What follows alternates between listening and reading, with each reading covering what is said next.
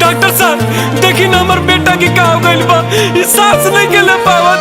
देखी ना ए बेटा मुंह खोलना रे बाबू। ए डॉक्टर साहब बचा ली हमरा बेटा के, बचा ली हमरा लाल के। देखिए आप लोग घबराइए मत, मैं देखता हूँ।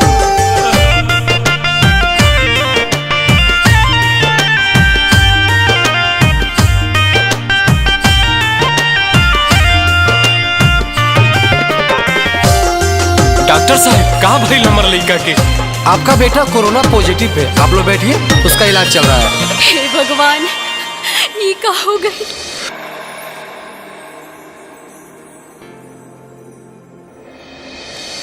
ए डॉक्टर साहब आज 5 दिन हो गई, कैसन बा हमार बेटा? क्या 5 दिन? क्या नाम था आपके मरीज का? हमार बेटा के नाम दीपक है। किस वार्ड में था? डॉक्टर साहब यही वार्ड में रहे। इस वार्ड के तो सारे मरीज 3 दिन पहले मर चुके हैं। ना ऐसा मत कही डॉक्टर साहब, हमार बाबू के कुछ नहीं कह सकत। डॉक्टर होले भगवान के रूप, लौके न सुगनमा भइल चू। बेटा रे कहाँ चल गई तू? डॉक्टर होले भगवान के रूप, लौके न सुगनमा भइल चू। जियाते जी मुहावा ना देखनी, मरलो बनयसन सजा देखनी है। सुना सीनावा में सांस देता ना था, बबुआ के लाश देता। सुना सीनावा में सांस देता, बचावा के लाश देदा।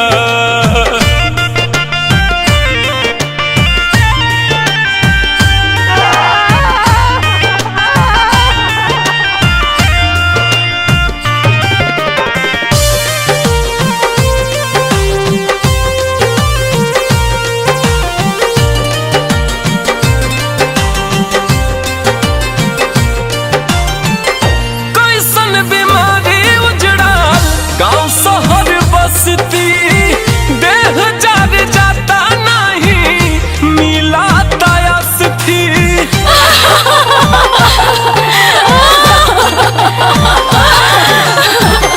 कैसन बीमारी उजड़ल, गाँव शहर बसती देह जार जाता नहीं, मिला तयस थी। देखिए ऑक्सीजन की कमी की वजह से आपका बेटा मर गया।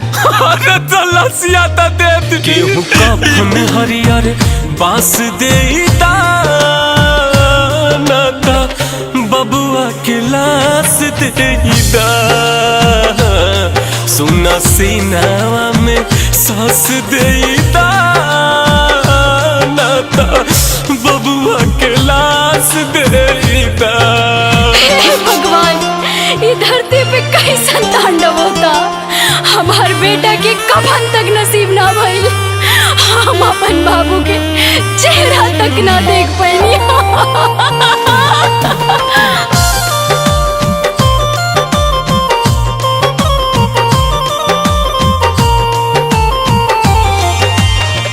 छुआछूत से सब करत माना,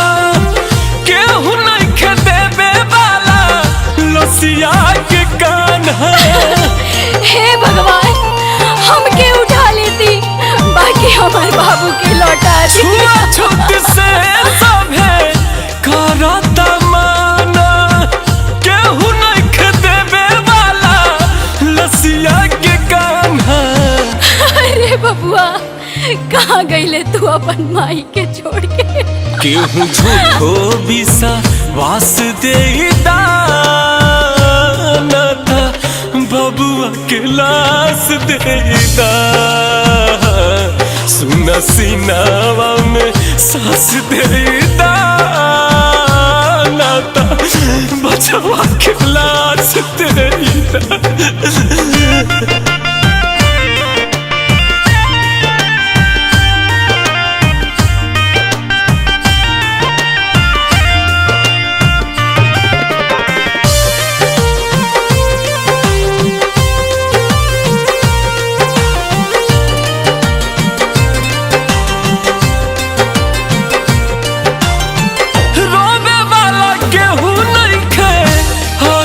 बचन हो का होई धरती के सोच रोशन हो।